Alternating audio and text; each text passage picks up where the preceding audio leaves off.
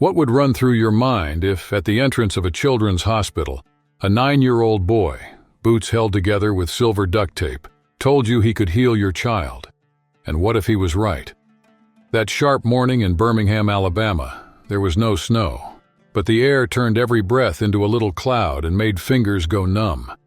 Outside the Children's Medical Center, adults wrapped in scarves clutched coffee cups and hurried along, as if they could outrun the reason that had brought them there. Only one figure stayed still. Sitting on a cardboard box right by the revolving doors, a boy scribbled in a beat-up notebook. His name was Blake, just Blake, and he was 9. His coat, too big for him, had its sleeves rolled up. The sole of one boot was split, held together by tape. A red beanie covered his forehead almost down to his ears. Blake didn't hold out his hand or beg for attention. He just watched. Most Saturdays you could find him there. At first, a few staff members tried to shoo him away, but they soon saw he wasn't causing trouble. When someone spoke to him, he'd answer with a quick smile, then go back to drawing or to tracking the rush of people with his eyes. Most folks assumed his parents were inside, maybe with a sick sibling, or that he was waiting for a ride. Nobody asked many questions. In that place, everyone already carried enough doubts of their own. On the curb in front of the ER, a gray Range Rover sat idling. Dylan Harris, pushing 50, loosened the knot of his rumpled tie while he worked up his nerve. The shine on the SUV said money, but the tired look in his eyes showed that none of it mattered tonight. In the back seat, 6-year-old Natalie waited in silence. Wrapped in a pink blanket, she stared wide-eyed at the reflections of the lights on the window. A few days ago, she'd been jumping from branch to branch. Now she couldn't feel her legs. The shock was too fresh for questions or tears. Dylan got out, lifted his daughter carefully, and started across the narrow street toward reception. 2 steps in, he passed a man sitting on the curb, clipboard clutched to his chest. Almost no one noticed Blake. The city had learned to sidestep anyone who seemed invisible. But Blake noticed everything, and when he saw the father and daughter, he stood up. "Sir, I can give her steps back." The words hung in the air like a sudden break. Dylan stopped, not because of what was said. He'd heard empty promises before, but because of the tone, calm, straight to the point, like he was just stating a fact. He turned slowly, holding Natalie a little tighter. "What was that?" Blake held his ground, eyes steady. "I know what needs to be done, just listen." The hospital's buzz swallowed the rest, but the seed of doubt, or hope, was already planted. "That's not funny, kid. It's not a joke." The firmness in his voice sounded way too old for such a small body. Dylan looked him over. Patched-up boots, cracked glasses hanging from his collar, a cardboard box at his feet. It had to be some street trick, he thought. Yet those 8 words stuck. "I can make your daughter walk." Over the next few hours, he moved through offices and hallways, piling up reports that talked about protocols, timelines, and carefully measured doses of hope. Natalie, silent, tracked the ceiling with her eyes while her dad tried to decode charts. Even so, Blake's promise ticked in Dylan's mind like a clock out of sync. When the sun started to fade, Dylan carried the girl back to the parking lot. The sky had cleared, but the wind still bit. And there was the boy again, standing like he knew exactly where to wait. Dylan hesitated, torn between suspicion and a nagging curiosity. He laid Natalie on the back seat. Her fragile head rested on his shoulder like a dry leaf. Then he turned. "You again?" he asked, voice rough. "Why'd you say that? You think it's funny?" Blake shook his head. "No, sir." "You don't even know my daughter," Dylan went on. "You have no idea what she's been through, what we've been through." The boy took a step forward, gaze steady. "I don't have to know her to help." The words hung there, packed with a certainty that didn't fit the scene. With pockets full of test results and a heart worn out by impossibilities, Dylan felt, against all logic, a door crack open inside him. He straightened up and sized up the little stranger outside the ER. "How old are you? 8? 9. Almost 10, the boy answered, pressing worn tape over the hole in his shoe. "And I can still help your daughter." Dylan raised an eyebrow, caught between hurry and disbelief. "And how exactly do you know about this?" Blake ran a finger along the edge of his grimy notebook. "My mom was a physical therapist. I'd sit beside her while she taught patients to relearn every step. She said the body remembers, it just needs a push." The man let out a short laugh. So, just because you saw a few exercises, you think you're a doctor? I saw a man stand up after 5 years in a wheelchair. The boy shot back, holding Dylan's gaze. No machines, no team, just steady hands, patience, and faith. The comment hung between them. A nurse walked by and greeted Blake. A janitor gave a discreet wave. They seemed used to having him around. Dylan pinched the bridge of his nose. "I'm not giving you money." "I never asked," Blake said, taking a deep breath. "I just want 1 hour. Let me prove it." The man turned toward the gurney where Natalie watched in silence. The hallway clock read almost 9. Dylan should have left or called security. Instead, he sighed. "All right. Harrington Park, tomorrow noon, not a minute late." A serious spark flashed in the boy's eyes. "I'll be there."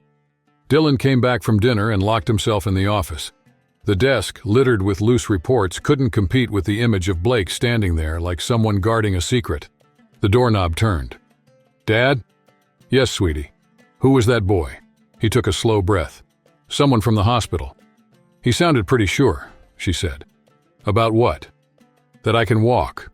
She smiled and made her fingers march along the armrest like tiny feet. Dylan kept his face stern.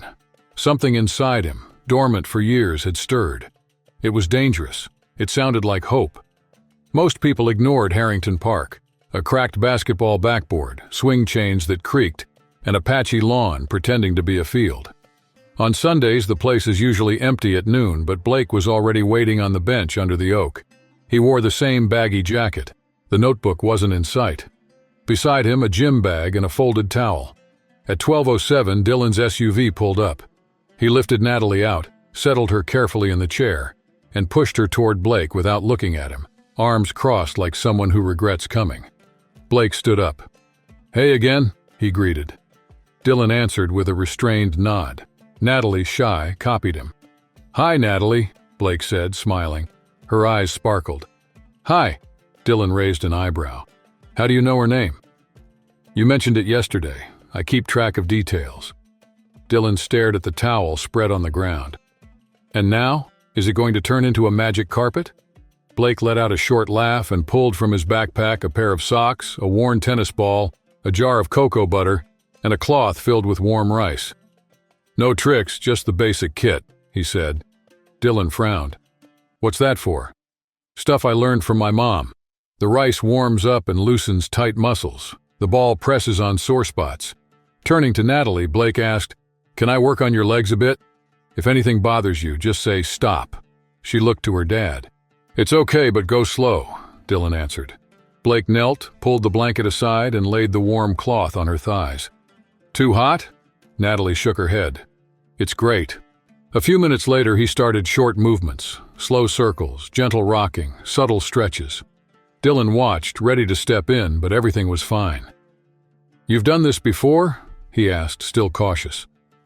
"My mom used to take me to shelters after school," Blake said. "She treated vets who couldn't afford therapy. She said everyone deserves to remember they're human." I carried her bag. The silence that followed felt like it was holding something about to happen. Dylan raised an eyebrow, intrigued. "So she taught you all this?" "She did," Blake confirmed, as calm as ever. "She said the body rarely needs expensive machines. Most of the time, it just wants attention." With the knuckle of his index finger, he tapped Natalie's knee. "Are you feeling anything?" "Nothing," she murmured. "All good," he replied, his tone unchanged. "I'm going to keep evaluating." While his fingers slid along the tendons, the conversation moved on. Blake asked Natalie's favorite color, the meal that comforted her most, the show she never missed. At first, her answers were short. A few minutes later, Natalie started returning questions. "Do you live nearby?" "Close enough." "Still in school?" "I used to be." "Why'd you stop?" Blake took a deep breath as if leafing through an old photo. "My mom got sick. After that, everything turned upside down." The silence that followed didn't feel heavy. It was like a blanket laid over something fragile. Natalie lowered her gaze. "I'm sorry." He offered a brief smile. "Thanks." Dylan, watching every gesture, let his shoulders relax but stayed on guard. Half an hour passed. Blake went back to her ankle and pressed gently. "And now?" Natalie blinked, surprised. "I feel slight pressure, almost an echo." Blake looked up at Dylan, a spark of satisfaction slipping out. We're on the right track. Blake rolled out the mat under the shade of an oak. The park felt like another world, far from the clinic's hum. Natalie sat, breathing in the smell of grass while Blake stretched her legs. Dylan, arms crossed, watched. In the PT room, it's just cold lights and cables, Blake said. Out here, there's fresh air. The body relaxes when it isn't hearing motors. Dylan didn't answer, but his face softened. Blake asked Natalie to move only her toes. Nothing moved, yet she kept trying. In the end, a discreet smile appeared, like someone discovering a secret. We'll do this again next week, Blake said. It takes time, but your muscles remember the path. They just need a push. Natalie nodded, her smile wider. Dylan cleared his throat. We're not promising anything. Me neither, Blake shot back. We're just giving the body a chance to remember. The father stared at the kid for a moment, then pulled a folded bill from his pocket. Blake stepped back. I don't want money. Surprised, Dylan asked, Then why? Blake shrugged. Because she smiled. Dylan turned to his daughter. The smile was still there. How could a kid who'd lost everything give so much to someone he barely knew? The next Sunday, the heat went up, but Blake showed up in the same coat. He didn't need it. He wore it to feel his mom close. She called it the helper's coat and said every healer needs to carry something that reminds them why they care.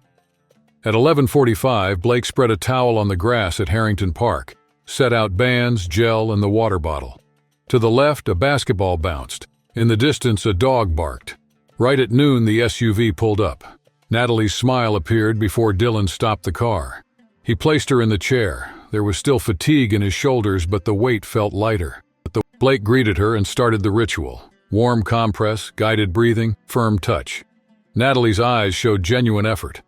Press your heel, he said. Nothing. No rush, he went on. The brain redraws paths. Behind them, Dylan rubbed his arms to shake off the chill. Why do you do this? He asked. Because my mom made people feel seen, Blake replied. I want to give that feeling back. He rolled a tennis ball under Natalie's feet, explaining that every nerve holds a memory. Dylan saw his daughter's toes twitch a millimeter and said nothing. Over the next weekends, same time, same park, Blake taught band exercises, showed pressure points behind the knees, talked about muscles that work even in silence.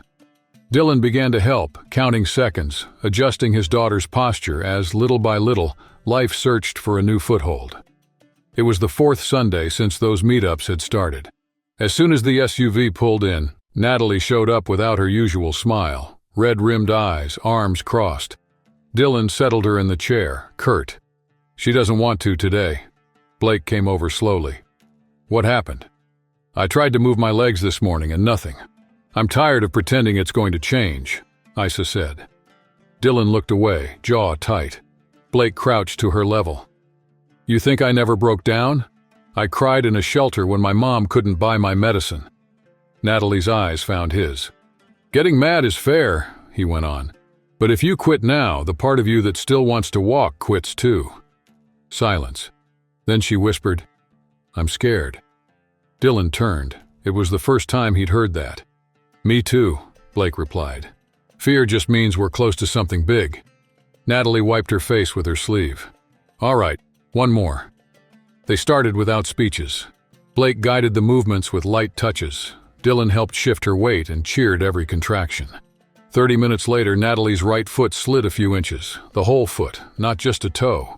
Dylan blinked, thinking he'd dreamed it. Do it again, he said. She did. Blake leaned back, silent, watching. The night still held surprises for when they got home. Dylan leaned against the porch frame on Crestview Drive and kept his eyes on the moon. Questioning who Blake was no longer made sense. Inside, Natalie laughed, telling her aunt on speakerphone about the moment her foot had slid across the grass on its own. 6 months of sickroom air evaporated. The place breathed like a home. At the same time, in Dylan's chest, old bricks of pride and guilt gave way, opening cracks where the world could seep in. On Monday afternoon, he stayed in the office, a blank contract on the desk. The phone buzzed with emails and calls, but nothing felt urgent. He could only replay the park. Natalie's foot moving free and the patched boot kid, 9 years old, unusual last name, sparking that miracle. He tried to track the boy. He typed Blake Clark Birmingham, combed community bulletins and school files. All he found were scattered mentions of Blake and his mother, Susan Clark, linked to a neighborhood clinic, nothing more. It was as if the boy only took shape when Natalie called him. On Saturday, they went back to Harrington Park. Dylan brought an extra mat and a folding chair. As soon as he arrived, he set a sandwich next to Blake's gym bag. He didn't say a word. The boy thanked him in a whisper and saved the snack for later. "Ready, Isa?" Dylan asked. She gave a firm thumbs up. "Let's go." Ice packs, stretches, and finger bends had become routine. That morning, Dylan got into the rhythm. He sat on the grass, legs crossed, copying every cue from Blake. He even messed up, bending the wrong way. "Reverse move," Blake joked. Dylan said he hadn't stretched since college, and they all laughed, Isa included. 20 minutes later, Blake changed the exercise. He pulled a belt from his backpack, slipped it under Natalie's knees, and showed Dylan how to hold the ends. "She's going to lift her knees a little. We give her balance. She's in control," he said. "You sure?" Dylan asked. "She's ready." They gave her a few seconds. Natalie's brow furrowed, her eyes shut. A soft groan came when her knees rose half an inch. Small but real. Dylan was stunned. "You did that?" "I did," Isa said, smiling. "You really did it," Dylan murmured. Blake stayed focused. "The body remembers. We have to listen patiently." With the session over, they packed up. Dylan crouched beside Blake. "Where are you headed now?" Blake shrugged. "Got a place to sleep?" Dylan asked. "Sometimes," he admitted. "Stay at my place for a while," Dylan suggested. Blake's eyes widened. "Really? I've got a spare room. You won't be in the way. Won't your neighbors get weird about a kid like me?" Dylan let out a short laugh. "After what you did for my daughter, they'd better not complain." Blake showed up early, backpack on one shoulder and a folded blanket under his arm. Dylan, wearing a hoodie and holding coffee, opened the door with a quick smile. "Right on time," he said. Natalie rolled down the hallway, eyes bright. "Zeke!" Over the next few days, the townhouse felt calm but intense. Blake got his own room, a solid bed, clean sheets, a desk for drawing. He didn't talk much, but at 6 every morning he stretched with Isa. She could already move both feet. She wasn't walking yet, but her body remembered the route. One night, while they washed dishes, Dylan asked, "Ever thought about going back to school?" Blake looked up from his notebook.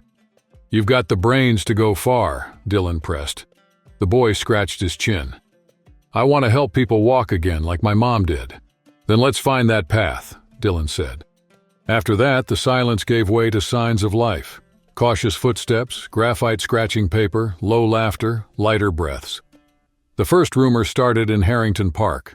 A nurse from the Children's Center saw Natalie lifting her knees while walking the dog. Beside her was the same quiet boy from the hospital halls. She kept the scene in mind and told her sister at reception. Days later, a physical therapist nudged Dylan in the corridor. "I heard Natalie's getting better. True?" Dylan straightened his shoulders. "It's true, and we owe it to someone who slipped in without making a sound." The news spread. The next Sunday, 2 groups waited in the oak's shade. A boy with a walker, a girl relearning to move her arm after a stroke. Their parents had heard about the kid who helped little Harris wake her legs. Blake exchanged a glance with Dylan. "Don't put pressure on yourself," his friend murmured. "I want to," he said, adjusting his backpack. He spent the usual time with Natalie and the rest of the morning with the newcomers.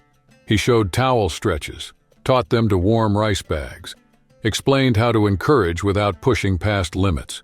He spoke looking them in the eye, not at their difficulties.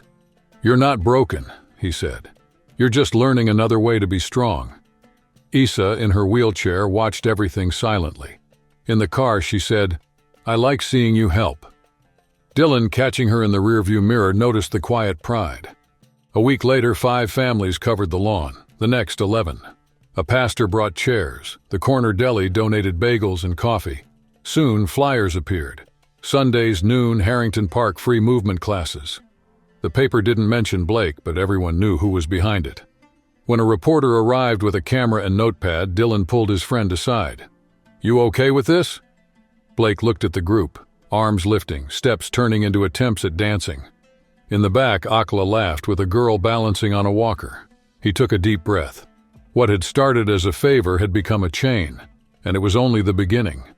The buzz started early that Sunday. Parents pushing strollers, camping chairs popping open around the old oak. Blake arrived quietly, backpack on, boots held together with tape that kept peeling off. Without looking at the crowd, he spread his towel on the ground, the ritual that held everything together. Around him came the whispers. That's him, the kid who gives movement back. The Birmingham Sunday Post story had opened the floodgates. Doctors offered mentorship. NGOs showed up with promises of equipment. Volunteers brought snacks. For the first time since his mother's death, Blake felt something beyond curiosity. Recognition. Even so, nothing changed in his routine. Before touching anyone, he checked with Natalie. 9 Sundays passed. Every week, Natalie lifted her knees a little higher. Strangers celebrated her victories like old friends. But that day had a different rhythm. The air felt thick, the leaves swayed lazily, and even Natalie kept a silence that smelled of expectation. Dylan guided her to the center of the mat, and the park held its breath. Blake knelt, eyes on hers, voice barely above a whisper. Same as before. I'll help you stand. The rest. He left the sentence open. A door cracked for whatever came next. Tension spread like summer heat. No one dared leave. Everyone sensed that any second something irreversible was about to happen. The murmur in the park stopped when Dylan stepped behind Natalie and slipped his hands under his daughter's arms. In front, Blake held her legs, guiding them firmly. On the count of 3, he breathed. The girl's eyes closed, like someone locking away a secret. 1, 2, 3. Dylan lifted her light body. Blake braced his knees, and all of a sudden Natalie was upright. Her legs swung, her arms searched for balance, but she held her own weight. The crowd, which had been stirring, went still. Kids forgot their toys, a mom held her breath. Everyone waited for what would happen next. Natalie opened her eyes and said with a restrained smile, I'm standing. Blake blinked, holding back the tears that welled up. You really are. Dylan, barely breathing, let go of her. She didn't fall. She took a wobbly half step, then another, and because she was only 6 and didn't know the word impossible, she risked a third, on her own. Then she faltered and fell into her dad's arms. He laughed and cried at the same time, his hands trembling on her small back. You did it, he whispered. Natalie turned to Blake, still wrapped in the hug. You said I was going to do it. I said we'd try, he answered, letting himself smile wider. That afternoon, no one wanted to leave. The air seemed to hold something that didn't yet have a name, and while the sun slowly dropped, it felt like everyone was waiting for the next little miracle. Blake stayed on the bench, quiet, noticing every detail around him. Night had fallen when Dylan found him in the kitchen, pouring cereal into a bowl almost empty of milk. Do you have any idea what happened today? Dylan whispered so he wouldn't wake anyone. The boy kept counting the flakes like someone guarding a treasure. What happened? Dylan stepped closer and set a hand on his thin shoulder. Natalie walked. It wasn't a doctor or some pricey device. It was a kid who came back here day after day without anyone asking. Blake gave a small, contained smile. It's what my mom taught me. Dylan's voice wavered. He swallowed hard. I wish she'd seen it. She does, Blake breathed. I think she sees everything. The silence that followed was brief but heavy. Dylan wiped his tears with his sleeve. Kid, you're going to change a lot of stories. Blake lifted his face. There was resolve, not pride in his eyes. I'm already changing them. Not everyone who alters destinies flaunts degrees or a spotless past. Many times the spark comes from someone who carries scars and still chooses to show up again. Thanks for walking with us this far. If this story spoke to you, leave your support in the comments. Share it with someone who needs to hear it. And subscribe to the channel so you don't miss the next stories. Don't forget to drop a like. Your presence changes everything. See you in the next video.